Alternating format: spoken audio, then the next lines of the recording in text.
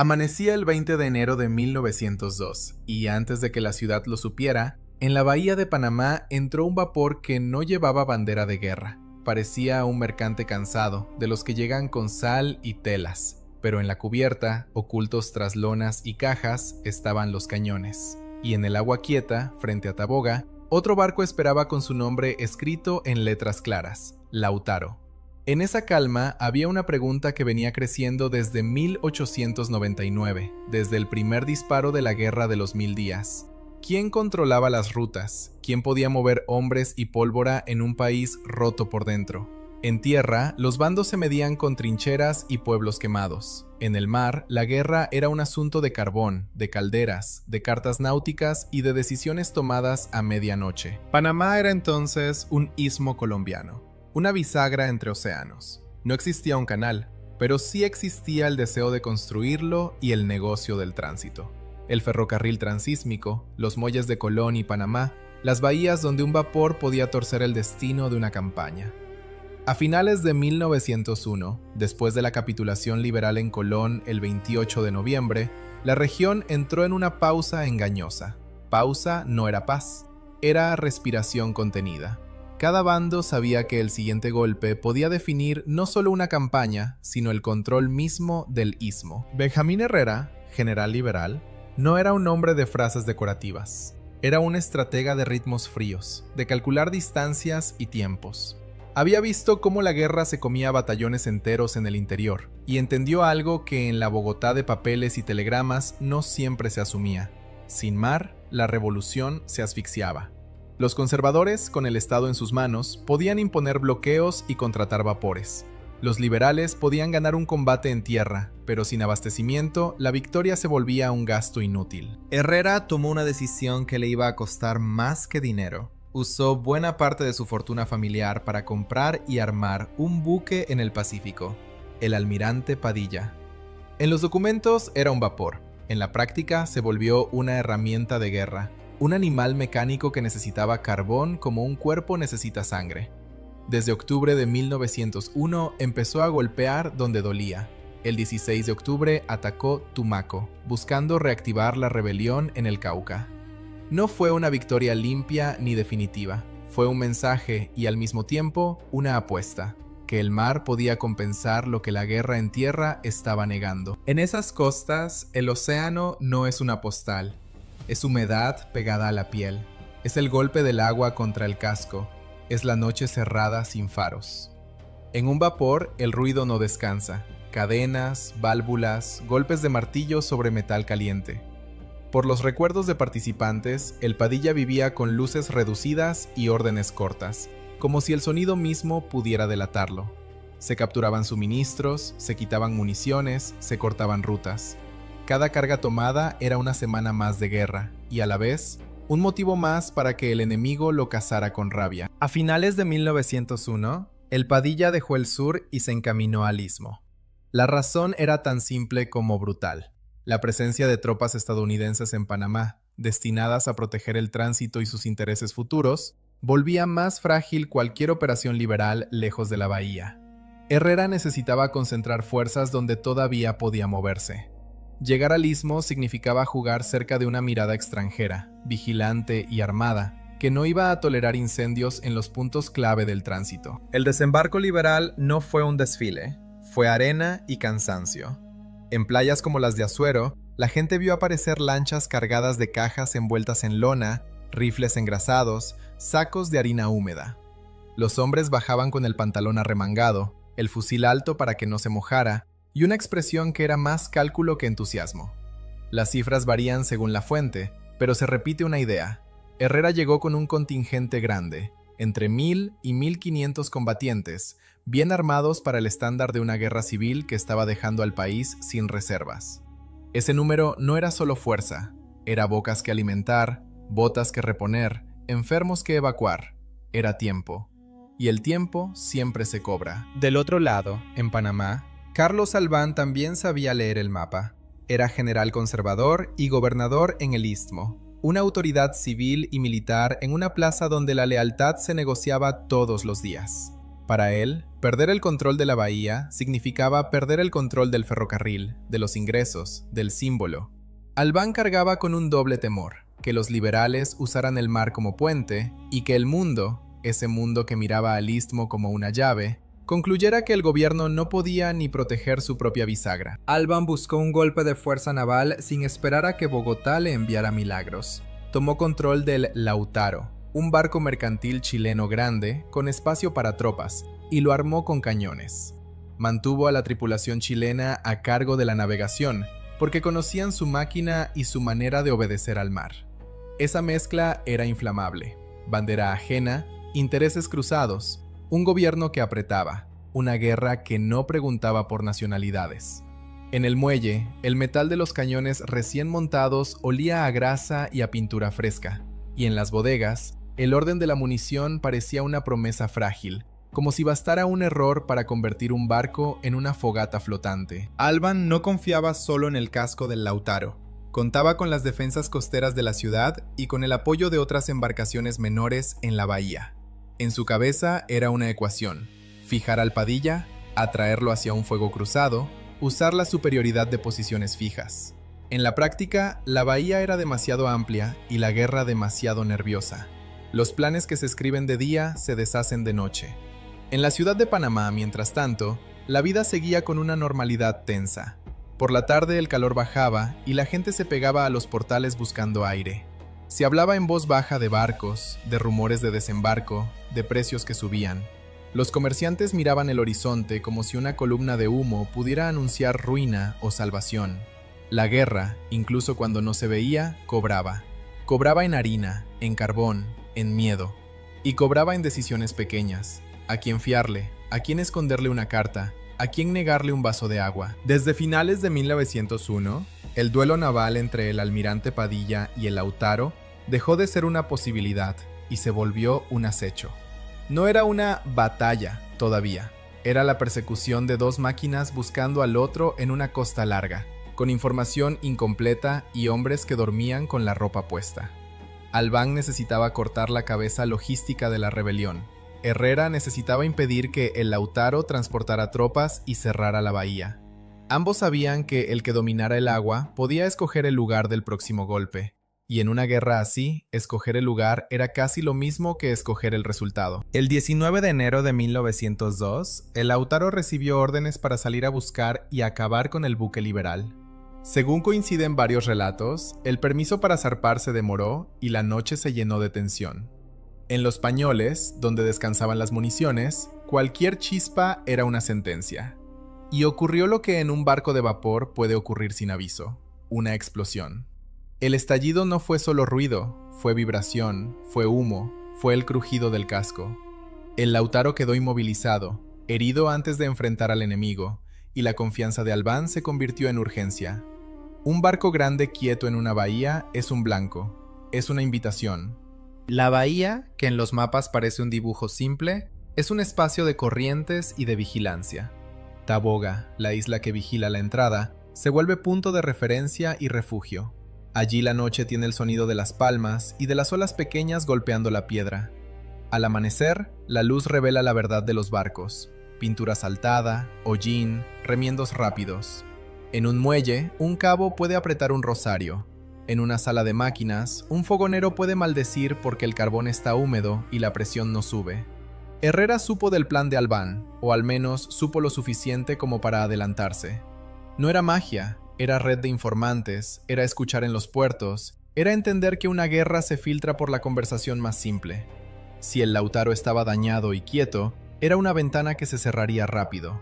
Herrera decidió no esperar un combate justo. En guerra, la justicia es una palabra cara, y la supervivencia pesa más. Por eso, el almirante Padilla entró camuflado como un buque mercante. No era solo una treta, era una declaración de método.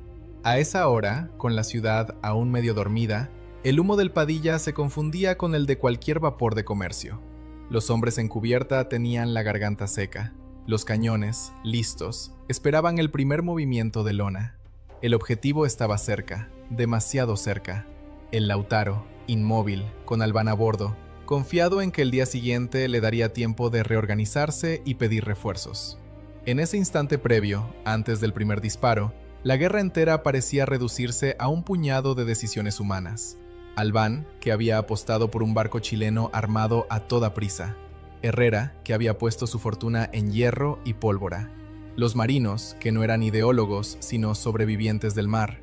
Y la ciudad, que no sabía que la historia estaba a punto de estallar en su bahía. Lo que venía no era solo un choque de cañones. Era la prueba de quién podía imponer su voluntad en el Istmo, y también un aviso para los actores externos que miraban al Caribe y al Pacífico con ojos de negocio. Si el Padilla ganaba, los liberales conservarían un respiro para mover tropas y prolongar la guerra en Panamá. Si el Lautaro se imponía, la rebelión quedaría encerrada, con la selva por un lado y el bloqueo por el otro. A la distancia, el viento traía un olor agrio de carbón. Un gallo cantó en alguna parte de la costa. Un oficial del Padilla, con la camisa pegada por el sudor, pidió confirmación con la mirada. No hubo discursos. Herrera no estaba en la proa gritando, su estilo era otro, más pesado: ordenar y dejar que el hierro hablara. Del lado del Lautaro, la guardia apenas alcanzaba a reaccionar. Algunos corrían hacia las piezas, otros miraban incrédulos el vapor que se acercaba sin agresividad aparente. En una bahía así, un segundo decide si un hombre vive o queda reducido a un nombre en un parte. Y entonces, sin fanfarrias, se levantó la lona del primer cañón. El primer disparo no sonó como un trueno heroico, sonó seco, como cuando se parte una tabla húmeda.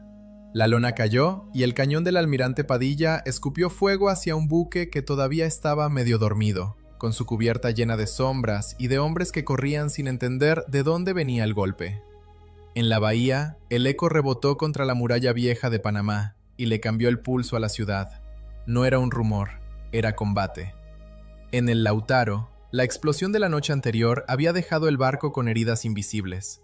No era solo un daño en la bodega, era la confianza quebrada, la sensación de que cualquier vibración podía encender lo que quedaba de munición. Aún así, el general Carlos Albán estaba a bordo. Era jefe civil y militar del Istmo, conservador, y su sola presencia tenía un peso simbólico. Si el gobierno defendía Panamá, debía hacerlo con su hombre más visible en primera línea. A Albán no lo había puesto el cargo una casualidad. Era caucano y venía de una vida atravesada por política, armas y escritura. En 1900, en el puente de Caledonia, ya había frenado a fuerzas liberales y había entendido una lección que en el Istmo se vuelve regla. En Panamá, una derrota no es solo militar, es administrativa y económica, y también es un mensaje para quien mire desde afuera.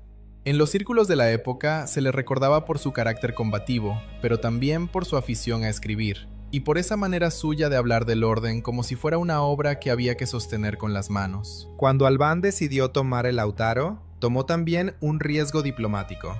Era un vapor chileno, y mantener a su tripulación a bordo significaba depender de manos extranjeras para mover una máquina que debía obedecer en guerra.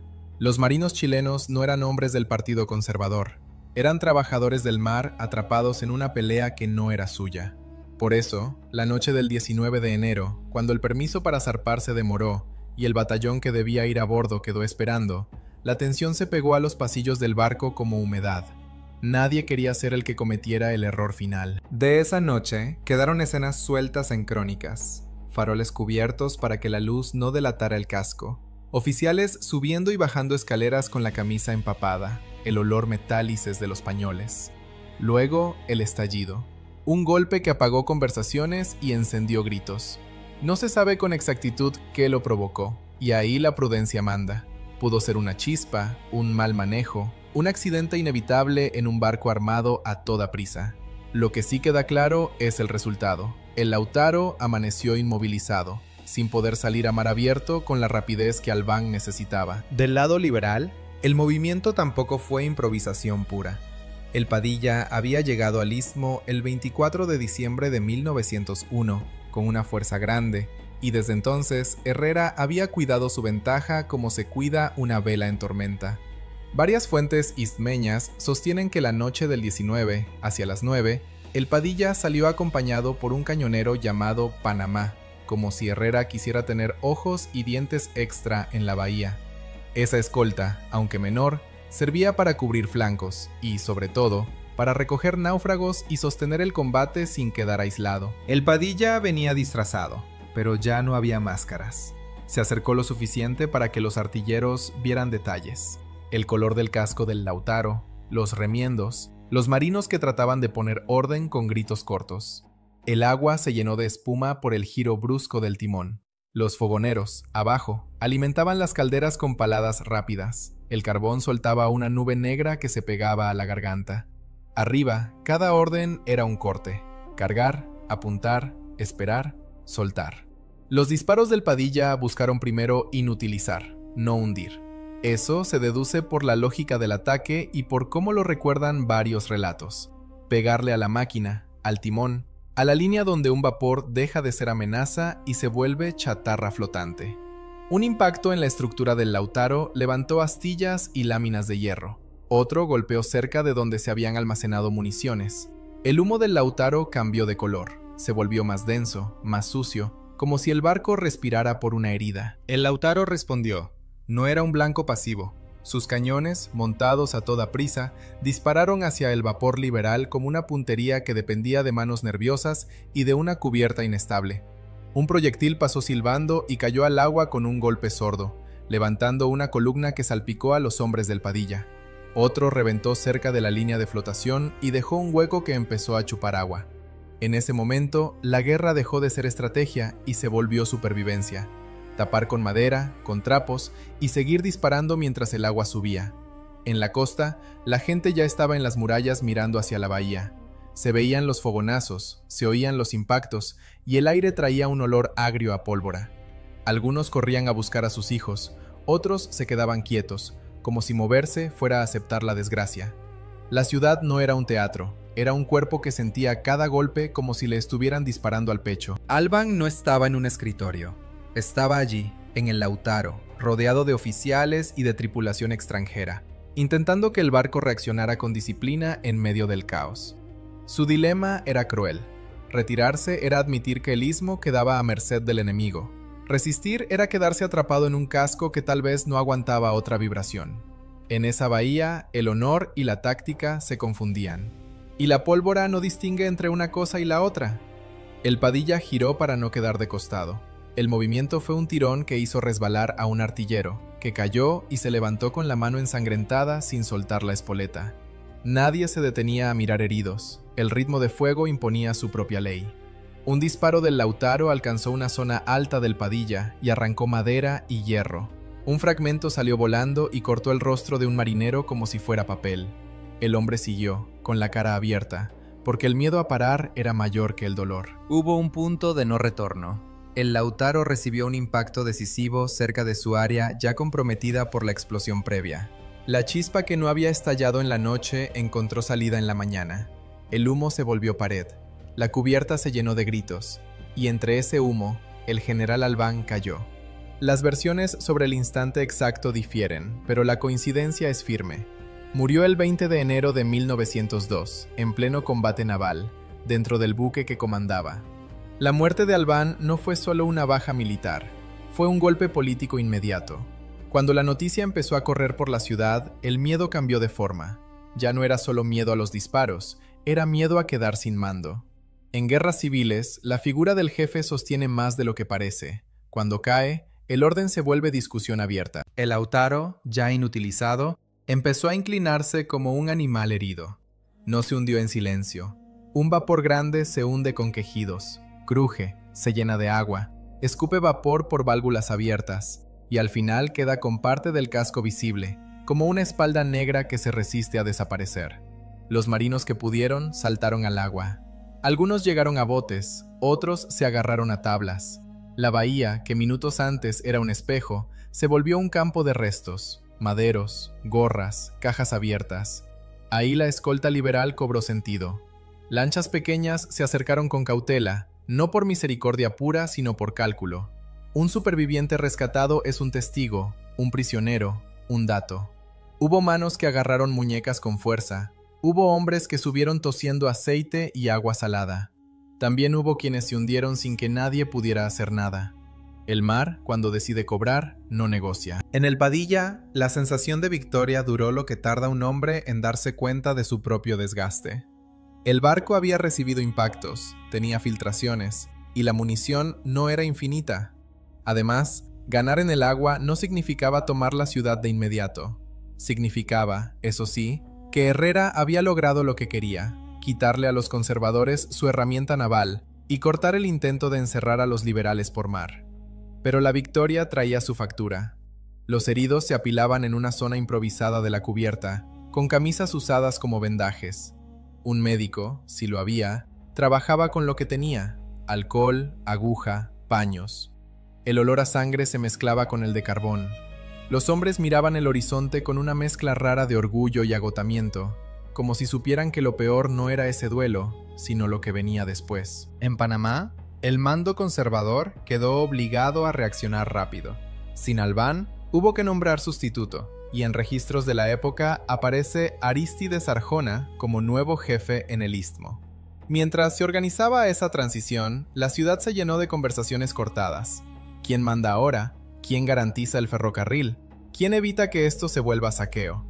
Los conservadores necesitaban mostrar continuidad. Los liberales querían convertir el golpe en tiempo y territorio. Y en medio, la población civil buscaba señales de autoridad, aunque fueran solo palabras en un bando pegado en una puerta. Herrera entendía ese equilibrio. Su campaña en Panamá dependía de moverse sin provocar una intervención externa directa. Ya había buques estadounidenses en la zona, presentes para proteger el tránsito. No eran aliados de los liberales ni de los conservadores, eran otra frontera armada, vigilando que la guerra no tocara ciertos cables. Por eso, después del combate, el Padilla no se dedicó a celebrar, se dedicó a sostener la línea de carbón y de munición, a esconderse cuando convenía, a aparecer cuando dolía. La bahía se fue quedando callada, el humo se dispersó con el viento. En el agua, donde antes flotaban restos, empezó a quedar solo una mancha oscura de aceite. En la ciudad, alguien cerró una ventana. En un muelle, un trabajador miró hacia Taboga y se quedó quieto, como si buscara un sentido que no llegaba. El combate había resuelto una cosa y había abierto 10. Esa mañana, el nudo se apretó para todos. Los conservadores perdieron a Albán y a Lautaro. Los liberales ganaron dominio momentáneo del Pacífico ismeño, pero quedaron más expuestos. Ya no podían fingir que eran una revuelta lejana. Estaban frente a una plaza estratégica observada por comerciantes y por marinas extranjeras, y cualquier paso en falso podía costarles apoyo, o, peor, atraerles una fuerza imposible de enfrentar. La guerra, de repente, tenía menos margen, y una guerra sin margen también se vuelve más cruel. 2,100 toneladas, 18 nudos, tubos lanzatorpedos. La frase no era poesía. Era una ficha técnica que circuló como un mal presagio entre quienes seguían la guerra en el Istmo. En Chile, el gobierno conservador de Colombia hacía gestiones para conseguir un crucero moderno, el presidente Pinto, y esa sola posibilidad cambiaba la matemática del Pacífico. Un vapor improvisado podía ganar un combate. Un crucero con torpedos podía borrar un dominio entero en una mañana. Hacia el 10 de febrero de 1902, la noticia ya se comentaba en corrillos militares. Si ese barco aparecía, la ventana se cerraba. Benjamín Herrera lo entendió con la misma frialdad con la que había puesto su fortuna en hierro. La victoria naval de enero había abierto la bahía, pero no había resuelto el problema principal: sostener una campaña en tierra sin quedar atrapado entre el mar vigilado y el interior agotado. En el Istmo, cada kilómetro de selva era una trampa de humedad, cada pueblo, una bodega posible o un pozo seco. Y la guerra, para él, ya no se trataba de ganar una batalla bonita, sino de forzar una rendición útil.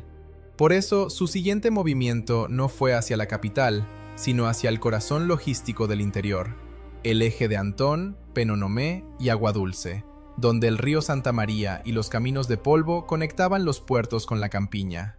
Aguadulce no era grande por su tamaño, era grande por lo que significaba. Era puerto, paso, almacén. Si se tomaba, el gobierno quedaba con menos aire para mover refuerzos entre puntos clave del Pacífico. El 23 de febrero de 1902 estalló allí el primer gran choque de esa campaña.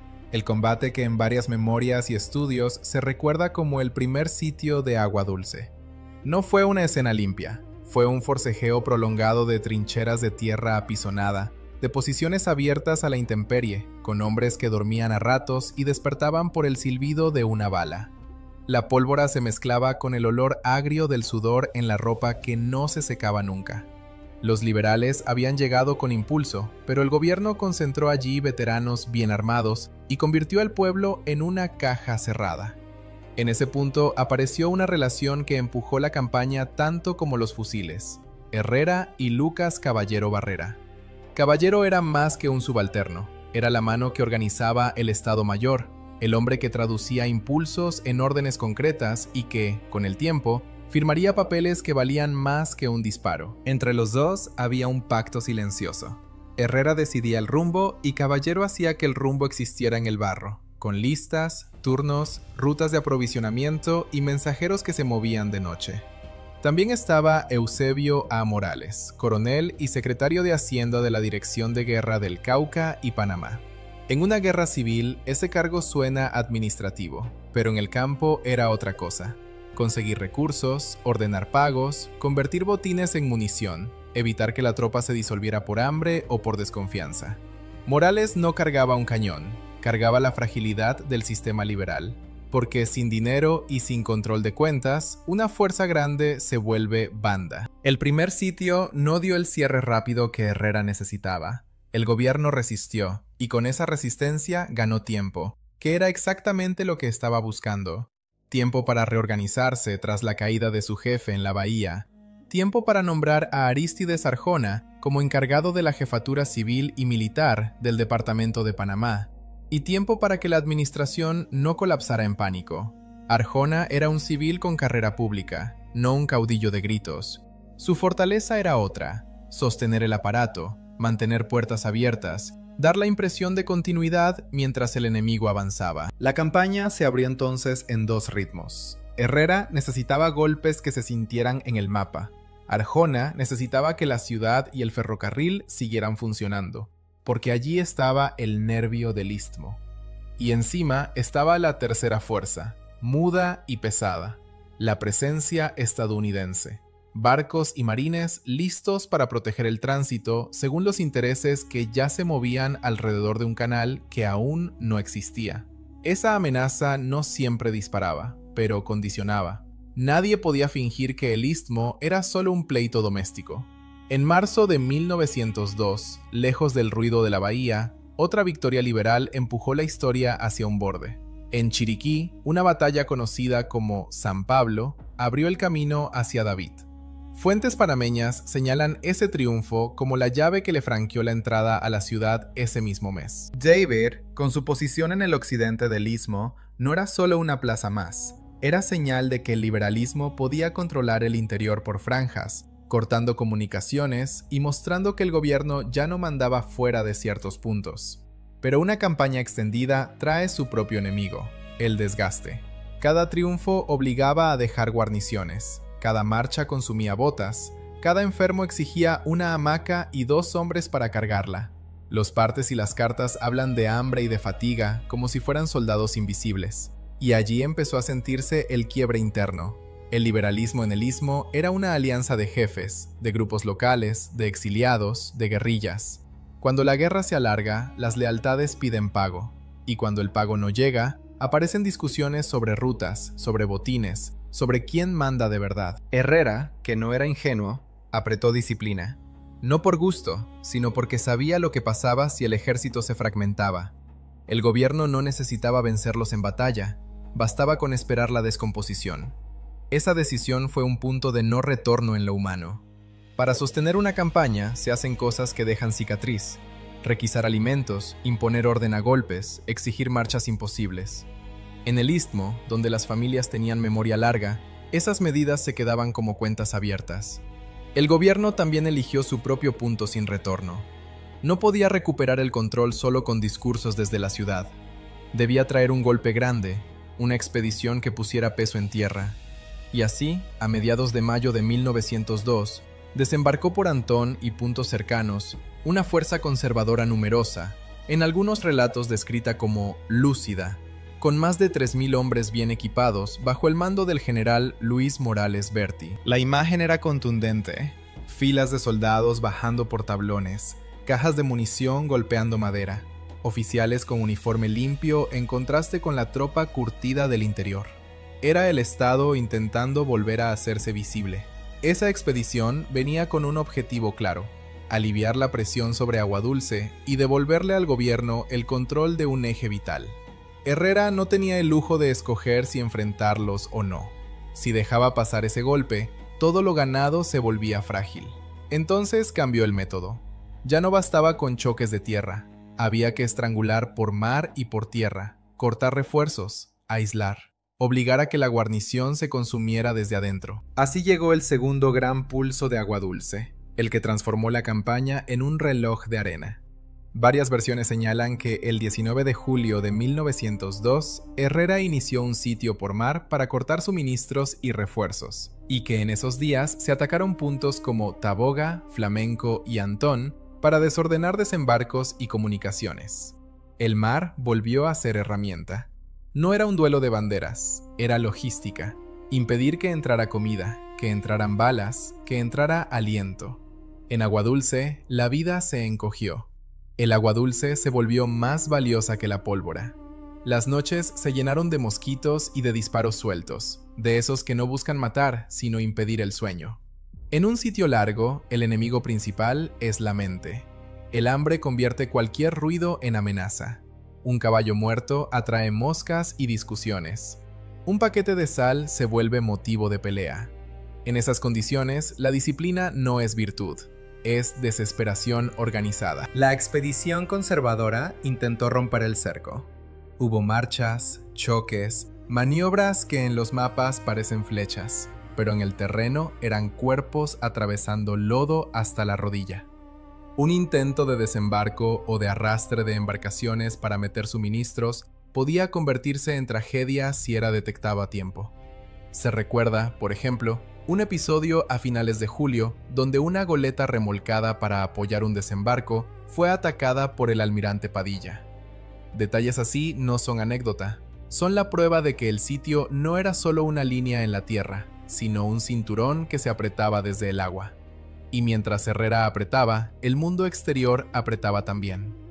La idea del presidente Pinto, con su velocidad y su tecnología, seguía rondando como una sombra. Y la presencia estadounidense era una barrera que no se podía ignorar. Buques listos, marines desembarcables, la advertencia implícita de que el tránsito no podía quedar en manos de una guerra sin control. La campaña liberal podía dominar el interior, pero cada vez era más difícil convertir ese dominio en una victoria total sin provocar una intervención que los borrara del mapa. En agosto de 1902, el sitio llegó a su punto de ruptura.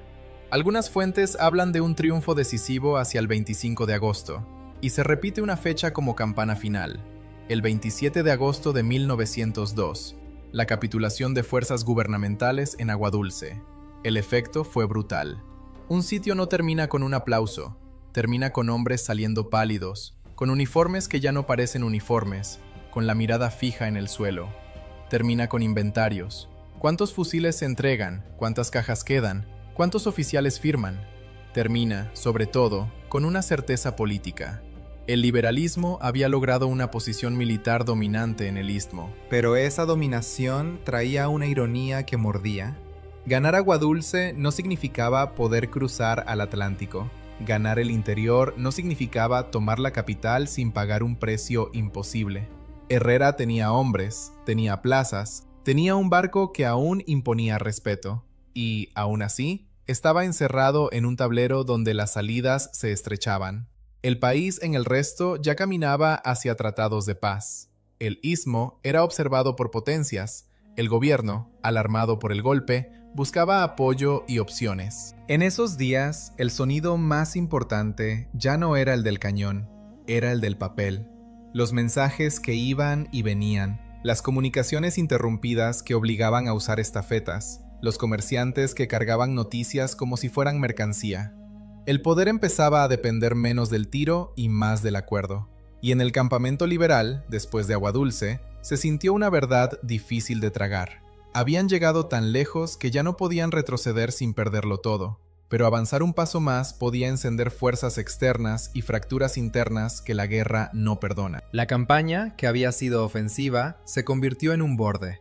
Los vencedores miraban sus propias filas y veían desgaste, y al mismo tiempo veían que el enemigo no estaba solo. En el horizonte del istmo, el mar seguía siendo un camino, pero también una amenaza. Y esa mezcla, victoria en tierra, encierro estratégico, ojos extranjeros encima, dejó la sensación de que lo inevitable ya había empezado, aunque todavía nadie dijera su nombre en voz alta. El 21 de noviembre de 1902, el papel crujió sobre una mesa de campaña dentro de un acorazado extranjero, y ese sonido fue más decisivo que cualquier cañón. Afuera, el mar seguía igual. Adentro, la guerra se estaba quedando sin aire. Después de Aguadulce, el istmo parecía inclinarse a favor de los liberales, pero Herrera sabía que una victoria puede ser una trampa cuando el entorno ya cambió.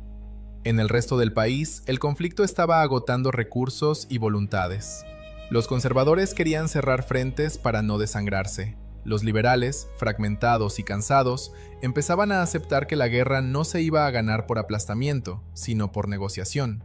Y en Panamá, la presión no venía solo de la otra trinchera, venía del tránsito, del comercio y de una potencia que no necesitaba declarar guerra para imponer límites. Ese borde se volvió nítido a medida que el año avanzaba. La capitulación de Aguadulce a finales de agosto dejó al gobierno sin una pieza clave, pero no lo dejó sin cartas. El Estado todavía controlaba la formalidad, la diplomacia, la capacidad de pedir apoyo, y sobre todo controlaba la idea de legalidad ante el mundo. Herrera controlaba territorio y hombres, sí, pero cada día que pasaba era más difícil alimentar a esa fuerza y sostenerla sin convertirla en una carga para la población. La guerra civil te gana batallas con fusiles, pero te derrota con hambre, enfermedad y fatiga moral. En el campamento liberal empezaron a circular números como si fueran supersticiones. ¿Cuánta munición queda? ¿Cuánto carbón queda para el Padilla? ¿Cuántas botas resistirán la próxima marcha? La selva no perdonaba. El istmo, húmedo y quebrado, enfermaba más rápido de lo que se podía curar. Los hospitales improvisados se llenaban con hombres que no habían caído por bala, sino por fiebre. En ese desgaste, la autoridad de Herrera se volvió más dura, no por placer, sino por necesidad. Una tropa sin disciplina se deshace, y si se deshace, todo lo logrado en meses se pierde en una semana. Mientras tanto, en la ciudad de Panamá, el mando conservador buscaba evitar el colapso administrativo. Arístides Arjona, en su papel de autoridad, tenía que mantener abiertas las oficinas, sostener el ferrocarril, contener el miedo civil. No era un hombre de cargas de caballería, era un hombre de continuidad. Esa continuidad era el argumento del gobierno. Aquí todavía hay Estado. Y en una plaza tan estratégica, ese argumento tenía valor incluso cuando la guerra iba mal. En esas semanas también se asentó el peso de la muerte de Carlos Albán, porque un jefe muerto se vuelve símbolo. Y un símbolo organiza recuerdos. En Panamá hubo quien lo vio como mártir del orden, quien lo culpó por haber metido al istmo en una apuesta peligrosa con un buque extranjero armado a la carrera. Pero incluso los adversarios entendían una cosa: Albán murió donde el poder se prueba, no en un despacho. Su ausencia dejó un hueco inmediato en la cadena de mando, y su nombre se volvió un punto de referencia para medir lo que se había perdido en enero, en aquella mañana en que el Lautaro quedó inmóvil y el humo se volvió pared. La bahía guardó rastros. Los pescadores y los lancheros hablaban de restos, de hierro bajo el agua, de tablas que aparecían días después. Con el tiempo, el combate se convirtió en rumor y luego en relato. Quedó la idea de un barco que entró camuflado y disparó a quemarropa, y quedó la imagen del otro barco, grande y herido, tratando de responder antes de inclinarse. En la memoria popular esas escenas se simplifican, pero debajo de esa simplificación había algo real. La guerra moderna, incluso en versión precaria, ya estaba ahí, metida en un país que todavía luchaba con caminos de barro y telegramas lentos. Hacia octubre, el cierre del conflicto en otras regiones empezó a presionar directamente el desenlace del istmo. El 24 de octubre de 1902 se firmó el Tratado de Neerlandia en la costa caribe, un pacto entre liberales y conservadores que apuntaba a terminar la guerra en el territorio continental. Panamá quedaba como un frente que ya no encajaba en el nuevo mapa político. Para Herrera, seguir peleando como si nada hubiese pasado era quedarse solo, sin respaldo nacional, con una campaña convertida en isla. Ahí aparece la figura externa con toda claridad. En el Istmo, la presencia estadounidense no era decorativa. Sus barcos estaban para proteger el tránsito y sus intereses, y su mensaje era simple aunque no siempre se dijera en voz alta. La guerra no podía interrumpir el paso ni destruir la infraestructura. Ese límite hizo que el margen de maniobra se estrechara hasta volverse una rendija. Herrera podía presionar en tierra, pero no podía tomar decisiones que detonaran un choque directo con una fuerza extranjera superior. El gobierno, por su parte, entendió que esa misma presencia podía servir como marco para una negociación que le evitara una derrota humillante en campo abierto. El desenlace tomó forma en un escenario que parecía diseñado para que nadie se sintiera completamente derrotado y, al mismo tiempo, para recordar quién tenía la última palabra en el Istmo. Un buque de guerra estadounidense, el acorazado Wisconsin, anclado en aguas panameñas. Allí, el 21 de noviembre de 1902, se firmó el acuerdo conocido como Tratado de Wisconsin. En términos prácticos, ese papel buscaba desmovilizar fuerzas, garantizar amnistías, permitir reincorporaciones y cerrar el frente del Istmo en sintonía con el fin general de la Guerra de los 1000 días. En términos simbólicos, el lugar era el mensaje. La paz del Istmo se firmaba bajo la sombra de un tercero que no se iba a ir. Para Herrera, firmar fue aceptar que la guerra ya había agotado su utilidad. No era una rendición personal, porque él llegaba a esa mesa con poder real en tierra. Pero era una renuncia estratégica, dejar de empujar cuando el empuje te puede romper el brazo. En Colombia, a veces se confunde el valor con la obstinación. Herrera no era obstinado, era calculador.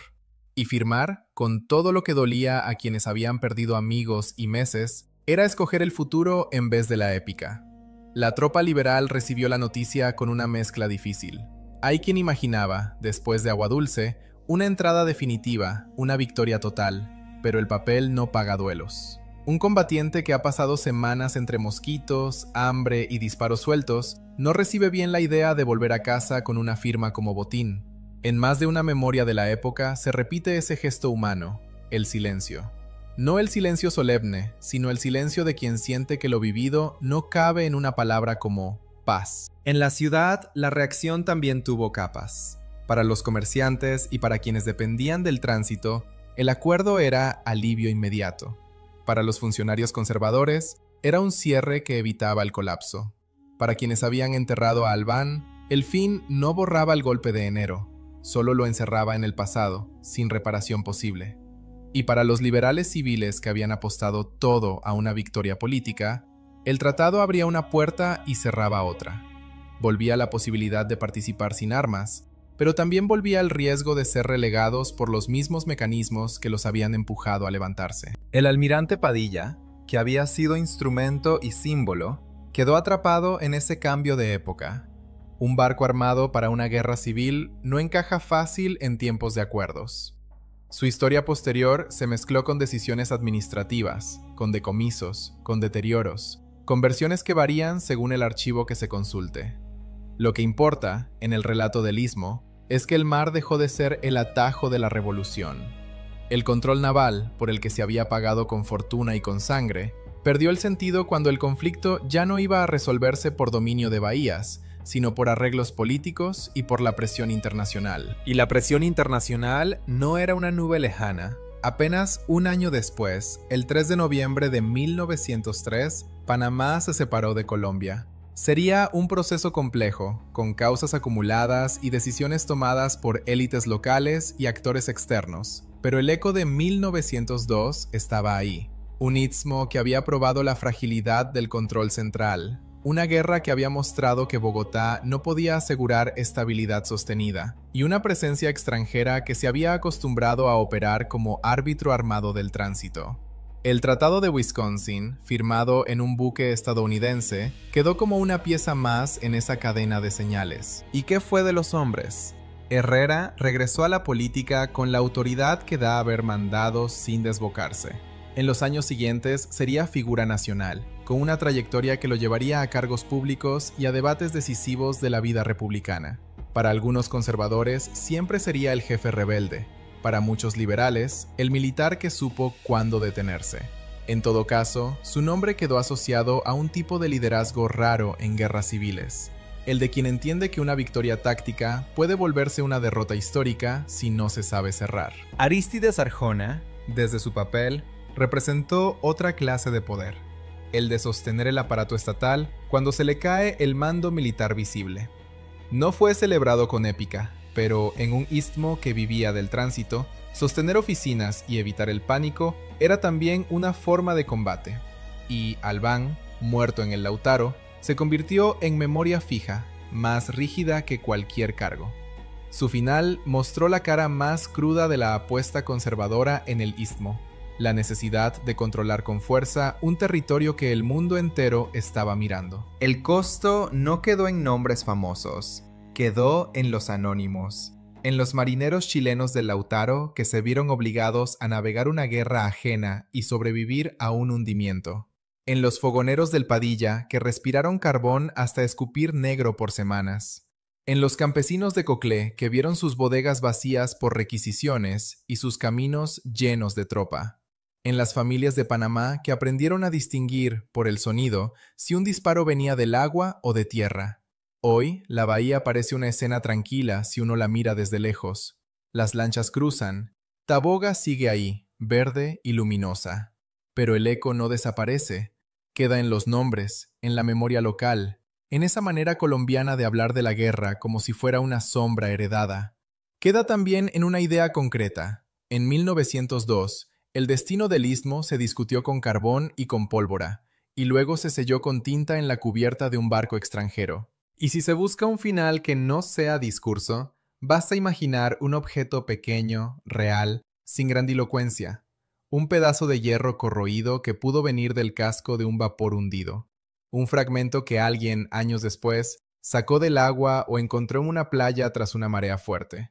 No tiene inscripción, no tiene gloria, solo pesa, y cuando se sostiene en la mano, aunque sea por unos segundos, obliga a recordar que aquella mañana de enero y aquella firma de noviembre fueron parte de una misma historia, la de un país que peleó por controlarse a sí mismo, justo en el punto del mapa donde el mundo aprendía a no apartar la mirada.